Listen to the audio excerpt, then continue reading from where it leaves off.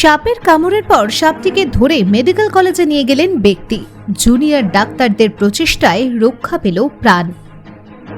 ময়নাগুড়ি থানার অন্তর্গত হেলাপাকড়ি এলাকার বাসিন্দা দীপেন শীল রাতে মাছ ধরতে গিয়েছিলেন এবং হঠাৎ করে কাদামাটির জমিতে তাকে কিছু একটা কামড়ে দেয়।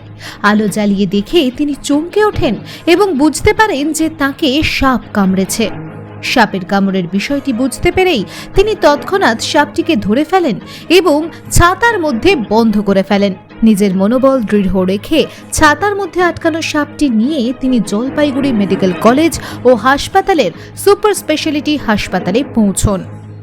দীপেন শীল, যাকে সাপে কামড়েছিল, এখন বিপদমুক্ত, কারণ ডিউটিতে থাকা জুনিয়র ডাক্তাররা সঙ্গে সঙ্গেই ক্ষতস্থানটি পরিষ্কার করে চিকিৎসা শুরু করেন।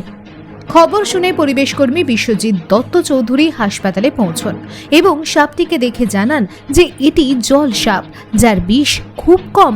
মানুষের জন্য কোনো প্রাণঘাতী ভয় নেই। ধৃত সাপটিকে বাংলায় এনি সাপ নামে ডাকা হয়। এর বৈজ্ঞানিক নাম সাইবোল্ড।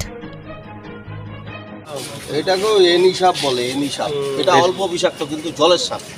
জলের সাপ এটা কিছু হয় না, মানুষ মারা যাওয়ার কোনো ভয় নেই। জল ভরে থাকে না,